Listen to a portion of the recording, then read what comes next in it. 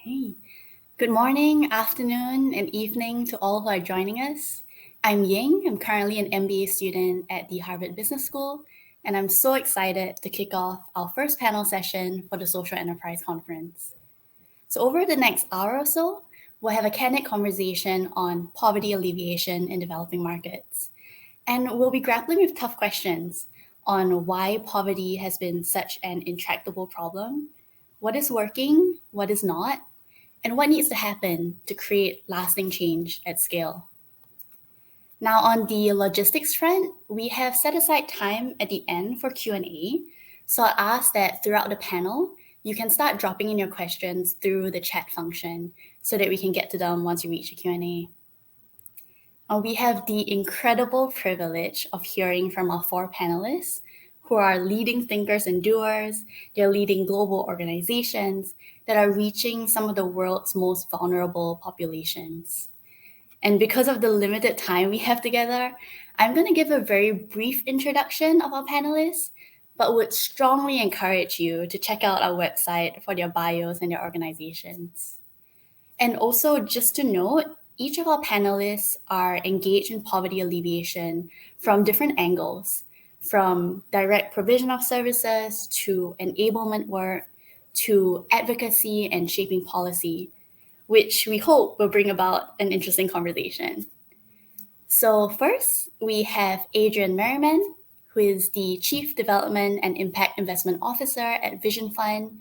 And Vision Fund is a global microfinance network that's operating in 28 countries around the world. So Adrian, welcome and thank you. Second, we have Donella Rapier, who is the President and CEO of BRAC USA. Founded in Bangladesh, BRAC has become one of the largest NGOs in the world. And it has a wide range of efforts in financial inclusion, agriculture, education, healthcare, social enterprise. So welcome, Donella. Also on the panel is Dr. Greg Munro, Director for Cities Alliance, which is a partnership hosted by the UN Ops. And we were just mentioning this backstage. It has a wonderful tagline, Cities Without Slums. And it seeks to address the challenges of urban poverty through working with local governments and through its own programs. Greg, we're so glad to have you here with us. And lastly, we have Saskia Brustein, CEO of Eunice Social Business, which she co-founded together with the Nobel Peace Prize laureate, Professor Muhammad Yunus. Eunice Social Business is a groundbreaking model which works on both sides of the spectrum, helping to grow local social businesses, as well as partnering some of the largest global corporations. So welcome, Saskia. So let's dive right in.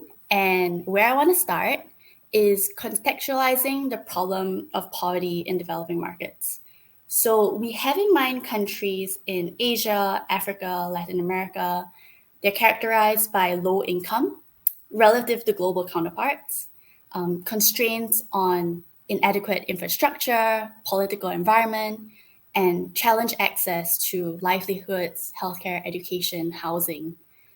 We also want to acknowledge that not all developing markets are the same. So for our panelists, as well as our audience asking questions, if you have a specific region in mind, it'll be really helpful to just call that out to situate all of us. So with developing markets, there is the old argument that a rising tide lifts all boats. Namely, that as a country develops economically, it brings about benefits to all participants. And so our first question centers on the dependency on that rising tide. And the question is, as global organizations with limited resources, how do you assess your markets and direct your efforts with respect to the broader economic momentum? So Adrian, if you'll kick us off, please. I'd be delighted to, Ying, and let me address this really by breaking it down to, I'm going to answer it in two ways. One, what do we do Two, what would I do if I were a profit-driven institution? Vision Fund is a Christian impact-driven microfinance institution. That means that our mission is to go to the most fragile regions in the world and address poverty among the most vulnerable. That means we frankly go where others aren't willing to go, and where it's important that we do three things. One, we give people hope for the future. Two, we do education on value chain, the value chains related to agriculture, which is what you find predominantly in the most fragile regions, especially in places like rural Africa, which is where 70% of the African population is. And three, we provide through microfinance the capital that they need to actually implement what we teach them about the value chains. So we're going to the places where others, generally speaking, aren't willing to go, because to make money in microfinance, you need to be in the urban areas. Microfinance is driven by two things: one, population concentration and average, and the two is average loan size. That's in the urban areas that you find those things. What would I do if I were profit driven? And I'm going to compare and contrast two places that I've lived and spent a lot of time running microfinance institutions. I was for 5 years in Tanzania. I was for 3 years in Cambodia. And I think the best predictor of the future and the best predictor on where you should be is the past, unless there's been foundational change. If you go back 30 years, both countries were poor, but ironically, Tanzania had probably double the per capita GDP of Cambodia. Cambodia was coming out of a war environment, Pol Pot regime, had decimated intellectual capital, decimated infrastructure, and probably the lowest GDP per capita in the world, or at least one of them.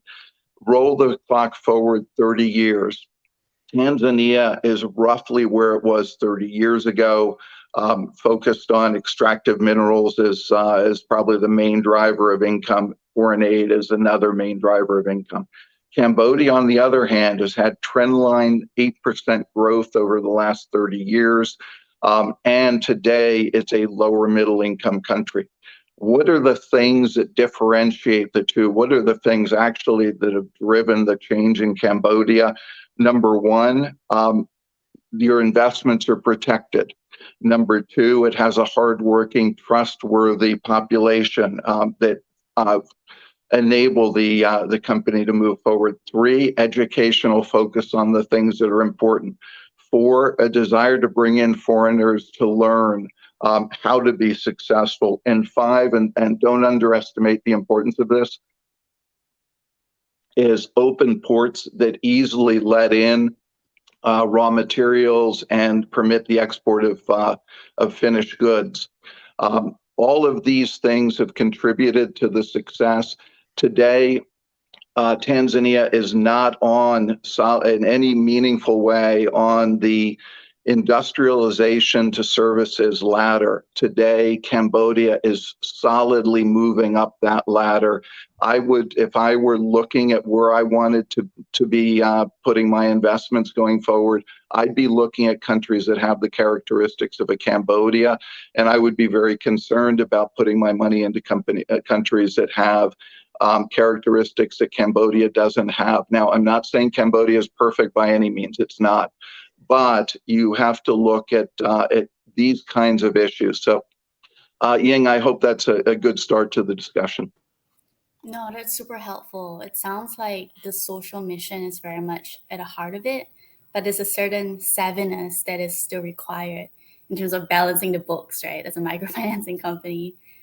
Saskia, if you could turn to you, you work with large multinational corporates that are for profit and accustomed to decision making based on ROI.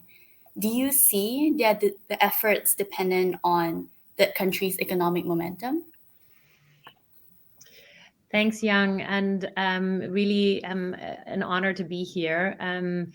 So perhaps just to give you a little bit of a background of how we work at UNO Social Business, since that's sort of the backdrop of the answer that I will be giving. So we basically have always had a very entrepreneurial model.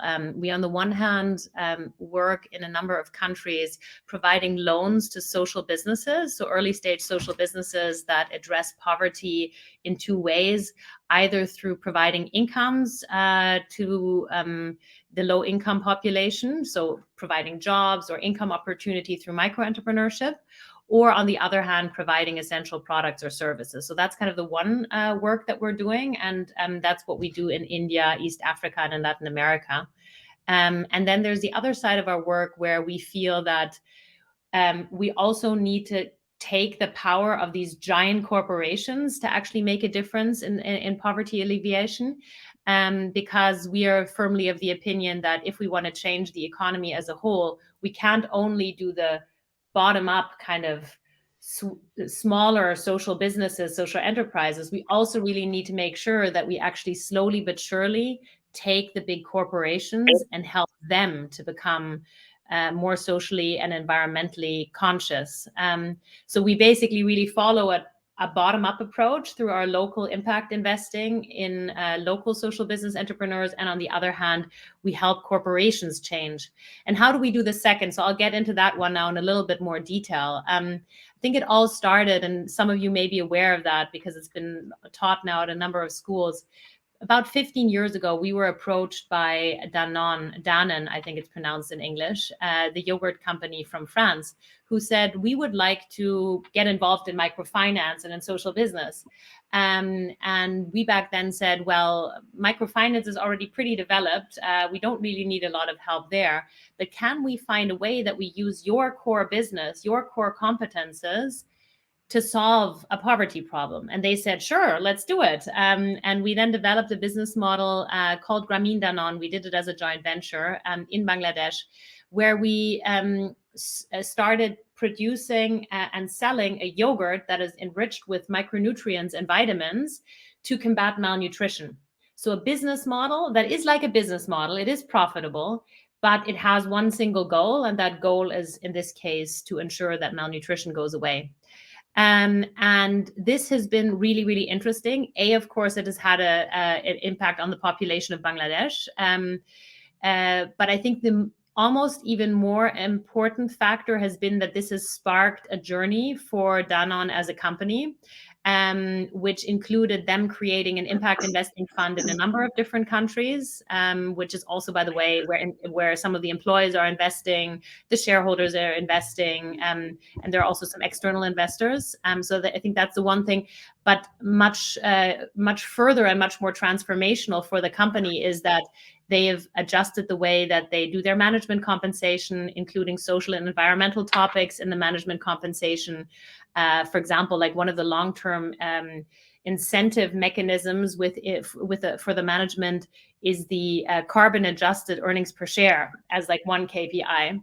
And they have become what is called an entreprise à mission, which is like a legal structure, which means a mission-driven company, which has anchored in the corporation that for the long run, it will be focused on, of course, also profit making, but most importantly, also on social and environmental topics, which for a CAC 40 company, so a company listed on the French stock exchange, was an absolute first.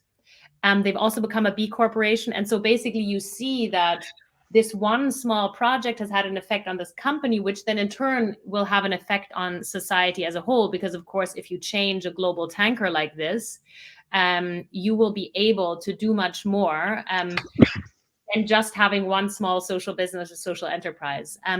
But in the end, if you look at our theory of change, we see that we need to do both. We need to ensure that we can finance in developing and emerging markets social businesses that are budding and that can locally solve concrete social problems.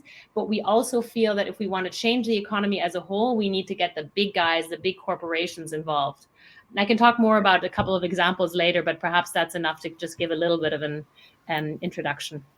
Thanks so much, Saskia. The non-case is definitely very well studied, at least here at Harvard. And perhaps I should have told another one, but I just thought that's so easy to understand. So I'll start from the beginning, but I'll be happy to add additional cases afterwards. Perfect. And Danella, if we could turn to you with Breck's long history in multiple markets, we'd love to hear your thoughts on, what happens if there's no rising tide? What happens if the economy is not moving for the last 10, 15, 20 years? Does the nature of your work change? Yeah, thank you. It's a very interesting question to ponder, and the example of Cambodia and Tanzania is quite an interesting one. And I think we could think of quite a number of other countries that have developed at slower, faster rates than one would have anticipated at the time. So BRAC is a very large international NGO. We have we started. I'm actually here in Bangladesh, where I'm speaking from, where the organization was founded. We just celebrated our 50th anniversary, so we have been around for 50 years, which is just 1 year less than the country itself. It was founded in the year after the independence, and we have programs, everything from healthcare to education, early child development, agriculture, girls empowerment, and microfinance, and more. And as we, in thinking through this problem of whether or not you need this rising tide, I mean, there's no question that economic growth has made an enormous difference for people in poverty. If you look at the statistics, for almost 25 years, poverty has been steadily declining around the world. It was 36% of people in 1990, down to just 10% today. And that's based on the international poverty line of $1.90 a day. And it's still decreasing, but it slowed significantly. So there are over 700 million people today that still remain trapped in extreme poverty. And it's this group that's really left out that we really focus on at BRAC. We focus on the very poorest of the poor.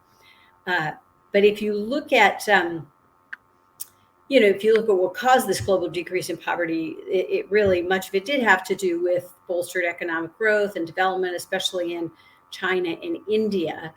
But economic growth isn't necessarily the solution to extreme poverty, because from our experience, the gains are distributed really unequally. There are always huge numbers of people that are left behind. Those of us in the US know this as well. Despite being such a wealthy country, the rising tide in the US has really benefited the people at the very top, but has left others still living below the poverty line, some for generations, without appropriate food or nutrition or proper social services, or really a real opportunity to rise above their situation. So it's not just the wealth of a country that creates these disparities in extreme poverty. So the rising tide doesn't necessarily reach the people who need the most help. And then to put this in a little bit of context, again, in Bangladesh, similar to the Cambodian story that Adrian was mentioning, Bangladesh has been hailed as an economic and development miracle by the World Bank. A lot of factors at play. And if you look at, a number of the human development indicators, you're actually better off in Bangladesh as a person in poverty than in neighboring India, even though India is a much more wealthy country. Now, of course, you can't have zero economic growth either. If I think about like Liberia, which is, I think, the poorest place I've ever seen, the poverty there seems to be just, intransigent, and certainly some economic development would be incredibly helpful there, but there just aren't many businesses working there. And it's hard to see how it gets better. It's a bit of a chicken and egg situation. So the rising tide is not necessarily going to bring everybody out of extreme poverty, but it is something that is incredibly helpful for people to advance on their way out of poverty. And maybe just a little bit more on Brett, Donald, if you could share, Does BRAC's work change depending on the country's economic development? Or how does it change as the country comes out with the rising tide? Yes, it has changed. Like over the 50 years, it has changed considerably, because if you look at our education program, for example, back when BRAC started, 50 years ago, there were a tremendous number of children who were out of school because there just weren't. I mean, it was like one of the two poorest countries on earth at the time of its independence. It had been just ravaged by the Civil War. And so we ran a huge number of schools, and pioneered this one room schoolroom model, where children would go through on an accelerated basis. They'd do the 5-year program in 4 years, and basically BRAC would go out and collect all the kids who are out of school in the rural areas, and have really do a significant amount of training to the teachers, but hiring local. And it has resulted in tremendous amount of the rural areas. And over time, as the country strengthened and as there was economic growth, then the government started to adopt some of the models that BRAC used for education. We've actually been able to reduce the number of schools because they were just not needed anymore. So over time, we had 40,000 schools at the peak, but now we're down to just about 25,000. So it keeps dropping as the government has picked up more. The other thing, and this is relevant to our next speaker, and we've also, the poverty has urbanized, and it used to be BRAC was all focused. In fact, the R in the BRAC used to be Bangladesh Rural Advancement Committee, and we increasingly are working in cities because poverty has really urbanized. And the problems in the urban areas are much different from the rural areas. So there are different ways to address it. So absolutely, as things change, our approach changes over time. Perfect. And it's really encouraging to see the adaptability of the BRAC programs. And you've set up Greg really well. Greg, I'm fairly sure you'll be the first to counter that a rising tide lifts some boats, or a rising tide lifts the yachts, right? Could you speak to us on the inequality that you've seen from development? So, I mean, we taught that as a country's economy grows, so as you say, the rising tide, and everyone benefits, or as a country, while it develops, it urbanizes, and then people's livelihoods get better and they are lifted out of poverty, and it doesn't happen that way. There are more pure numbers of people living in poverty in middle income countries than there are actually in lower income countries in the world today. And urbanization doesn't always produce a change in livelihood. It just moves, as Danella says, poverty from the rural area to the urban area. And migration is increasing all over the world. And that can be internal migration or cross-border external migration. Many of the migrants are economic migrants looking for better opportunities. Many people are fleeing war and disruption. And increasingly, we're going to see more and more climate refugees, people who are moving away from affected areas from climate change. The global north is basically urbanized. So for every one person we add to a city in the global north, we are adding 18 in the global south each year. And 40% of that is in sub-Saharan Africa. And the levels of urbanization that we're seeing in Africa and the trend lines indicate that it's going to be quite soon the fastest urbanizing continent in the world, far outstripping Asia. Most of that is unplanned. There's overcrowding. People are excluded from services. They have no land tenure. They're not included in the social and economic fabric. And very often they end up living in peri-urban squalor with little opportunity. Children living whose families have escaped from war and disruption, children living in refugee areas and informal settlements where they've escaped from war, children are 4 times more likely to die from lack of services in their new refugee homes than from the war that their families were fleeing from. 4 times more likely. A child born in the slums outside Nairobi today has got a 50 times greater chance of dying before their 5th birthday than a child born in Sweden. 50 times. And it affects every part of life. So Donella spoke about Liberia. We have an office in Liberia. And during COVID, you could stand in the middle of the outside Monrovia in Painesville in the informal settlements and be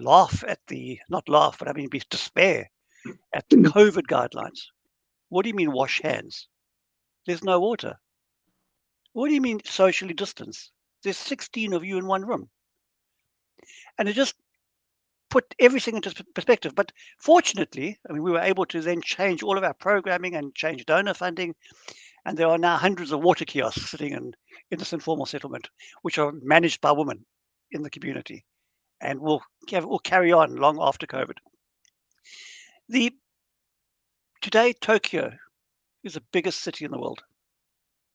By the turn of the century, it will not even be in the top 10. And there's a good chance it won't even be in the top 20. The predictions are that by the turn of the century, Lagos will be 80 million people. Kinshasa will be 50 to 60 million people. Have you been to Kinshasa? Have you been to Lagos? The thought of those cities being that size is phenomenal. It needs to be managed. So Tokyo, for its size as it is today, it's a well-managed city. It works. And we need to work around urbanization. We need to acknowledge the poverty in urbanization. We need to try and create inclusive city development strategies and to plan for what's coming. Otherwise, the poverty, we're going to go backwards unless we plan. And that's what we try and do in Cities Alliance together with many other people in this field. Thanks for sharing those very sobering realities, Greg. Now, it's already been alluded to throughout our conversation, but there are many segments of the poor, right, across the poverty spectrum, across geographies, urban and rural. And within that, their needs are also very varied. And in view of these diverse needs and contexts, our panelists represent several different approaches to poverty alleviation. And so our next question to the panelists is, when do you decide to work within existing systems, such as partnering the local governments, enabling existing businesses? And when do you decide to directly engage the poor? So Saskia, if we could start with you this time. UNIS Social Business, as you mentioned earlier in the introduction, it helps local as well as large corporates by growing and financing their social businesses. What was the driving force behind adopting that model? Look, I think in our case, UNO's social business is focused around the model of social business. I think that's sort of the core of the way we believe we can make an impact in the world.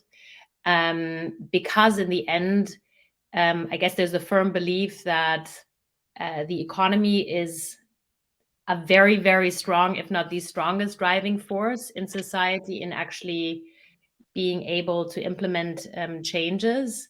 But the way the economy currently works is not leading to that. And I myself used to be a management consultant. I was very much brainwashed around, how business is solving all problems. And we know that it isn't.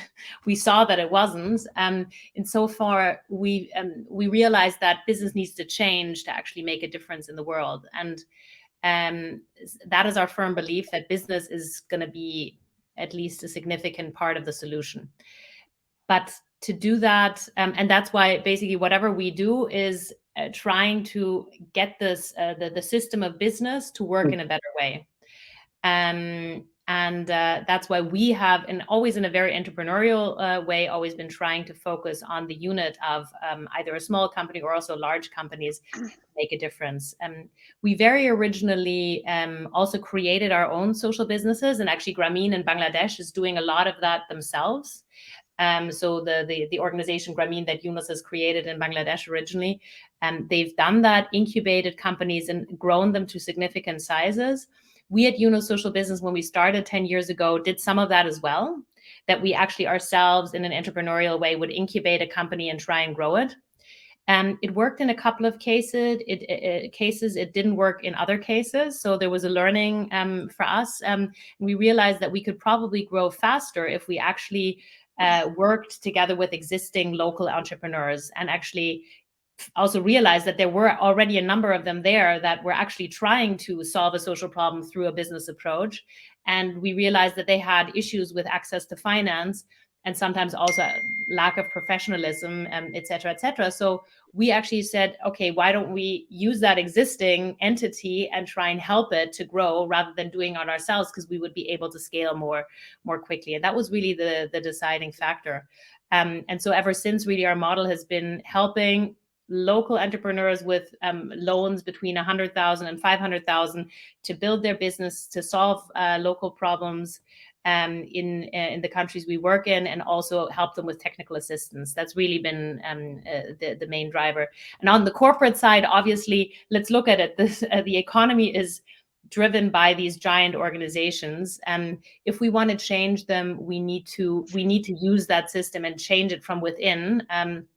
Because that is currently, just by default, the largest part in the economy. And if we don't attack that, and if we don't try and change that, any change that we want to make in the economy is going to take so much longer. There's a number of different ways that we actually try and do that with large corporations. One of them is, we call it a Trojan horse approach, where we help entrepreneurs within those corporations to build new business units that are focused on solving problems. So to give you a concrete example, an awesome lady called Garance Vaté-Richard actually started within AXA something called AXA Emerging Customers. And she decided to focus on, let's say, the lower middle class, and actually the top of the bottom of the pyramid in sub-Saharan Africa and a couple of other countries around the world. And she's focusing on providing insurance products, a number of different insurance products, to ensure that people don't easily slide back into poverty. And she's been able to, within AXA, create a significant business that is currently already reaching 40 million people with these insurance products. And of course, that has positive spillover effects into the corporation as a whole, and also, again, has shifted the way that they think about business in general. So that perhaps as an additional example. I'll share one additional example. Another thing that we've been seeing in terms of creating a Trojan horse approach in a company is corporations are spending billions every year on procurement. And just thinking about how they can use that money in a more effective way for society is, for example, by helping them find social enterprises or social businesses that they can source from. So to make an example, we've been working for a number of years with IKEA, and they're, for example, buying from a portfolio company of ours called Rangsutra in India. Rangsutra is a company that just produces cushions and other types of artisanal products with a couple of thousand women that are living in, let's say, not the best circumstances.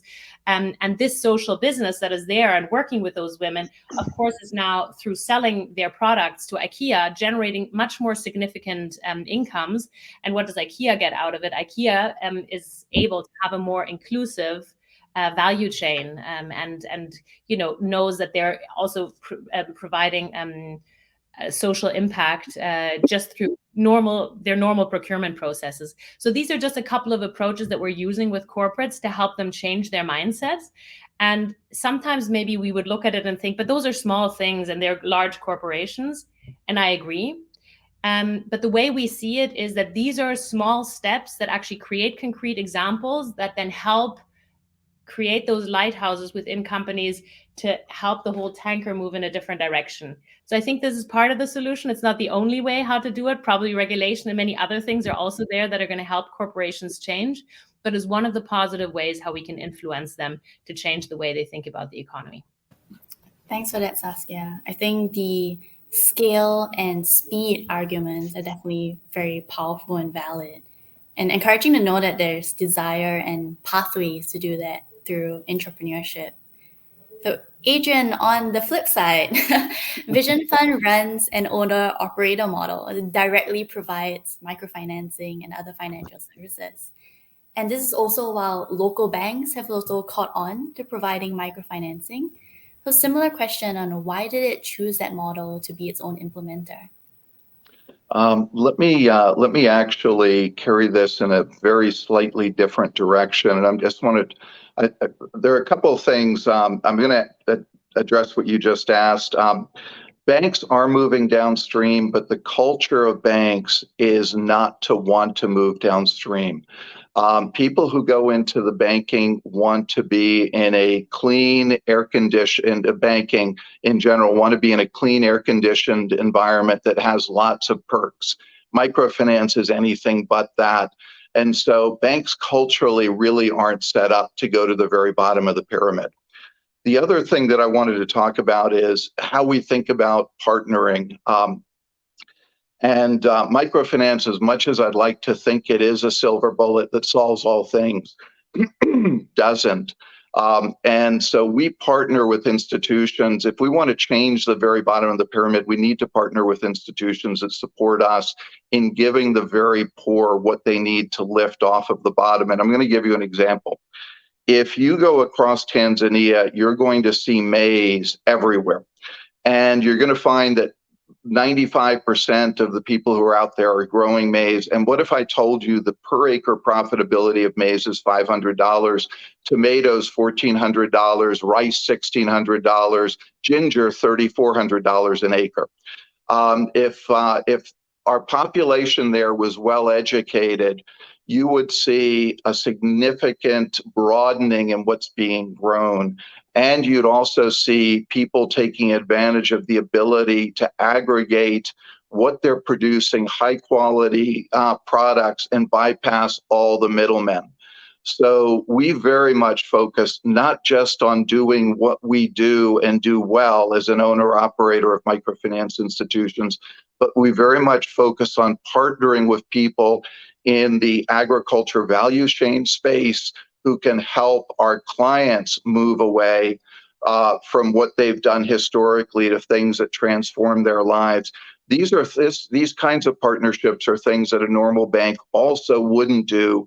We partner with people in the water and sanitation and hygiene space to help train them on the things that will help keep them safe with clean drinking water, et cetera. And these, again, are things that a traditional bank wouldn't do.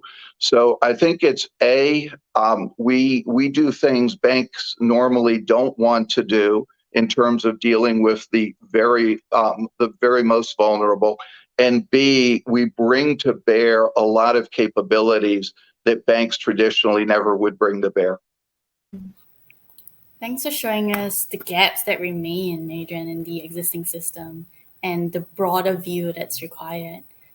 Donella, similar question. Where has BRAC chosen to directly engage, and where has it chosen to partner or enable existing players?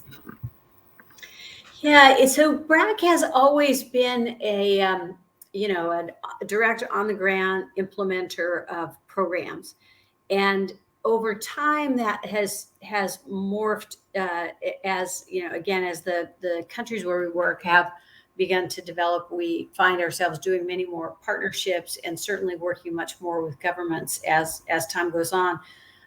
Particularly now, I think there's really a keen interest in having NGOs really working with governments, both to strengthen the governments and also just to not to, inadvertently, siphon away from the government, which is not something that any of us would like. So when we look at things, it's basically all about need. And one program that I'll just describe, we have a program called the Ultra Poor Graduation Program.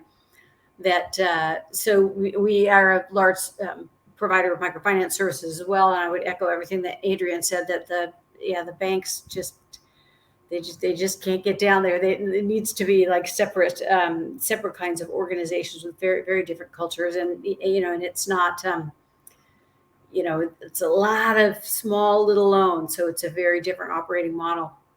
But for years, after years of doing microfinance in the rural areas in Bangladesh, our founder could see that there were women who this wasn't benefiting. There were people who were too poor to actually benefit from a small loan. And so they took that on to, really try to start figuring out what can we do for these people who are, really in deep extreme poverty and truly marginalized. And in many cases invisible. Like in many cases they aren't even visible, and they're ostracized even from their own poor communities. And so over the course of a couple of years, designed this program, which we call the graduation program. People graduate from extreme poverty into a sustainable livelihood.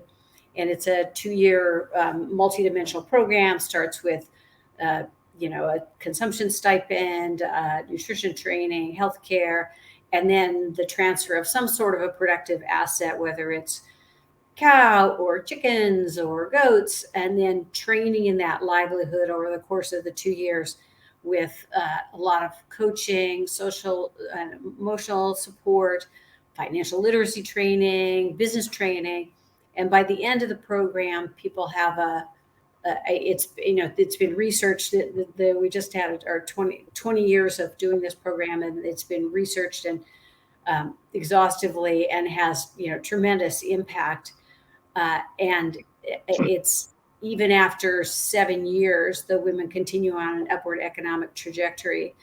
And so seeing the success of this, another evolution that we realize we can't implement this everywhere ourselves. And so now we're working, we have a team that is doing advocacy with other governments to make sure that they prioritize the poorest people in their countries, and then doing technical assistance to train others, whether it's governments or other NGOs, how to use this program to help people out of extreme poverty, primarily women. And it's right now it's in, there are about 100 programs, something across like 50 countries, where they're either, pilots or programs using this model to help the people in extreme poverty. So a lot of it has to do with just, observing the need and really trying to, innovate and see ways that we can address it. That's great, Nell. And it sounds like there's a lot of work to be done at an implemental level, but also now and then you come across a program that's really transferable and scales. I think you've seen that with the graduation program. I think microfinance is another example. Even the concept of social business is another example that really scales across countries. Great. And Greg, I think you provide a very different view. You have a firsthand look into working with local governments and advocating for the concept of an inclusive city. Could you share with us about that focus on secondary cities, and what are the core elements that you seek to influence? Thanks, Ying. So first of all, there is a territorial approach. So you can't look at cities entirely on their own and rural entirely on their own. So there's a system, and basically you have rural to your secondary or intermediary cities, then going to your primal and large cities. And very often that's the flow of products from rural to urban. With secondary cities, they're also the cities that people first migrate to. And these are often the cities that are they're rapidly expanding. There's a potential still to assist and shape that expansion. And they are the cities with the greatest potential to shape our urban future. Small or medium-sized cities, all these secondary cities. And they range in size from 200,000 people all the way up to 3-4 million people. And those cities actually already house, almost 2/3 of the world's population. And I say they are the ones that are growing the fastest and have the most migrants, and the ones that we can help shape. So we seek very much to work with local government, with national government policy, with the private sector, with social enterprise, with the academic sector, and most importantly with the communities themselves, and especially the vulnerable communities, to look at creating very inclusive city development strategies. That's about development of the economy, of the services, of the planning, to try to create a vibrant city that can grow and where everyone can benefit. Now, again, there's a system, and I'd like to use Rwanda as an example. So Kigali as a capital is fed its economy is linked to 6 secondary towns and cities, and they have one development plan. The government has one single integrated development plan that includes those second cities and Kigali. So because they all grow together and they're all interdependent on each other. Just coming back to your original question, and that is the actually working with communities. So we, in the process of working with the vulnerable communities in these secondary cities, we work directly with them, and there's a slight overlap with some of my fellow colleagues where we do delve into the finance area. We're nowhere near doing what you do, but we do set up community savings schemes and try and have community-led infrastructure upgrading, which has been very successful. And in particular, when there's a strong gender element in it and woman-led element in community upgrading. Because these cities that we work in, like every city in the world, are designed by men. And cities that are designed by men don't necessarily work for women. And when you have cities that are changed and upgraded, especially with infrastructure, that are done through the eyes of women, and cities that are designed by women work for everyone. And we are working in a middle income country, in fact, in Tunisia at the moment, and going through the Medina and actually looking at the upgrading of Tunis, the Medina in Tunis, but through women's eyes and getting women to lead the infrastructure development. And because women in that area feel very unsafe, there's no economic opportunities, and to try and redesign some of these cities through the eyes of women. So that's my last punt on gender before I hand back to you. Thanks, Sig. Thanks for that, Greg. For the audience, we're now going into Q&A. There is a QR code that's coming up. If you haven't already put in your questions, please go ahead. And so let's start with our first question, which is, what are the challenges you see in your daily work and how do you overcome them? I think a second similar question as well, which is, with the ups and downs of poverty alleviation work, what personally gives you continued hope and motivation? If anyone would like to jump in. I'll jump in. Go for it, Greg. I think some of the biggest challenges is that sometimes our donor governments and the funds that flow into the projects for the poorest area lack an overall architecture. Sometimes our government donors don't engage with each other, and you have duplication, and you have projects that happen all over, but there's no architecture about lifting 200 or 300 million people out of poverty. That's one of the greatest challenges. And I see it in Liberia, where we work. There are so few donors. And as Donella said, it's just one of the hardest places to work. And it's really sad to see how people live. And you'd think there'd be so many donors there, and they're not. That's the challenge. What gives me hope? The people we were working with, the people on the ground, the people who, in spite of their poverty, and in spite of the lack of the opportunities, maintain hope. And that's what inspires us. Thanks, Greg. Anyone else like to jump in? Perhaps just to come in on Greg's point, because it's actually similar for us also that, funny enough, the implementation is less of the problem. It's often actually where the capital comes from. And in our case, obviously, we raised both philanthropic capital as well as impact investing capital to provide loans to social businesses. And what we're seeing is it's still difficult to convince and explain to investors as well as donors that this is really impact focused money, and that, let's say, commercial returns in this space, not sadly, but are just not available if we're talking about hard currency, because we're actually lending in local currency. And even a portfolio that is perfect in terms of repayment is still hard to actually return more than that original amount back to the investor in hard currency. And we are not even obviously the microfinance world has been very successful at also, let's say, providing profits back to investors, which, you may find that good or not. We won't get into that debate right now.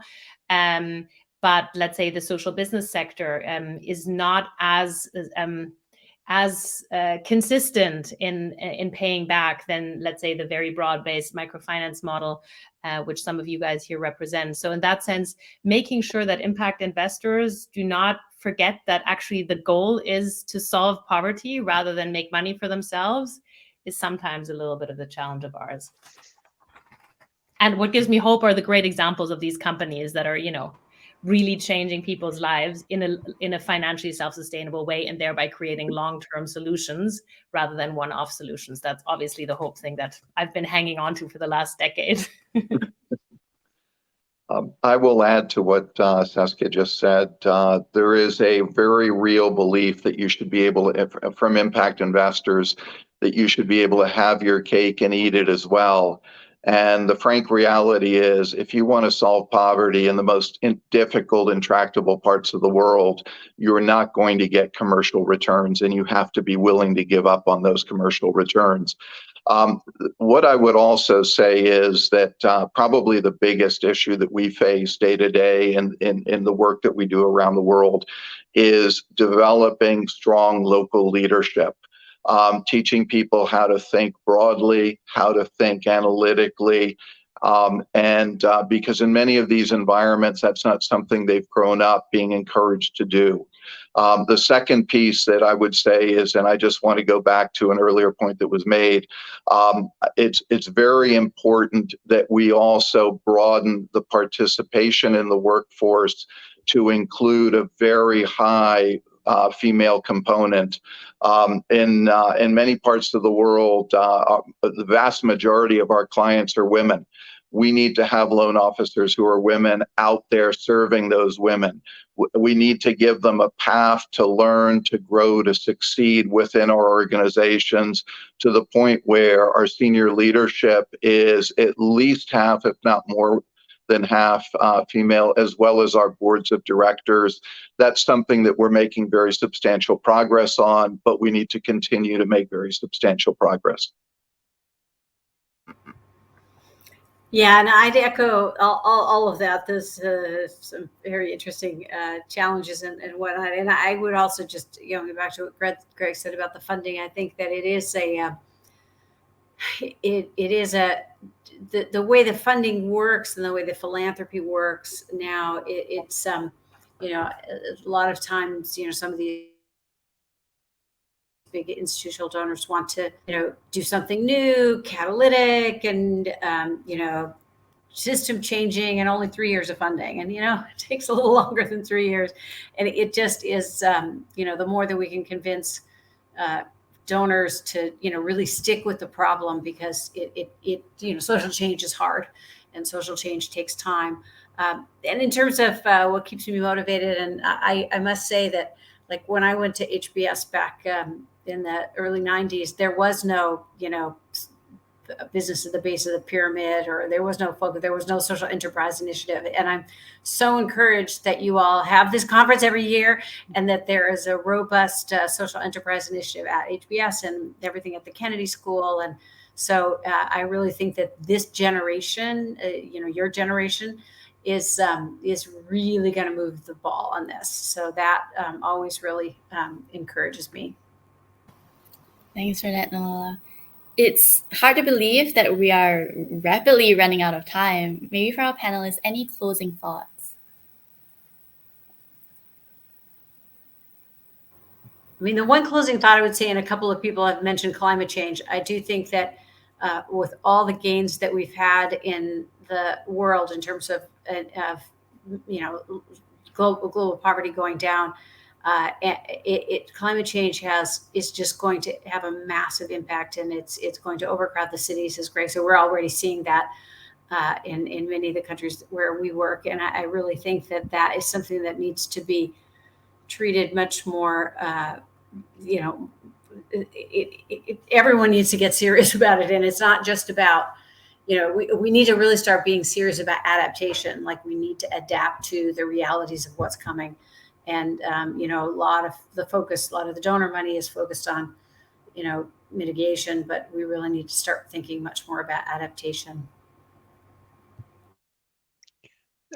And if I could just add to Daniella's point, I shared a side session at COP on exactly that. We needed to get the money from mitigation to adaptation, from the global north to the global south, from national governments to city governments, and from city governments down to vulnerable communities.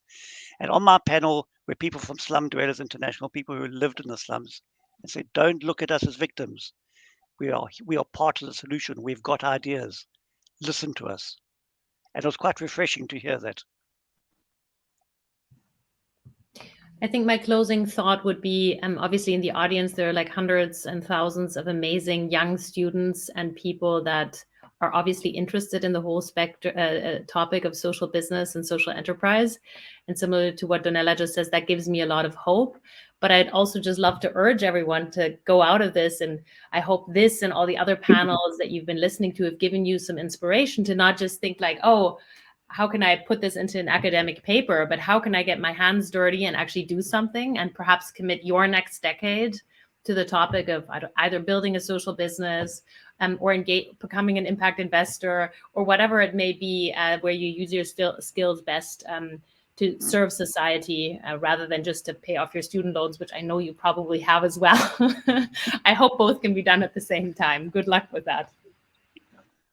I think if I have a final thought, it's that if you look at what has lifted the world out of hundreds of millions of people out of poverty over the last couple of decades, actually last 30 years or so, and it's been a remarkable transformation.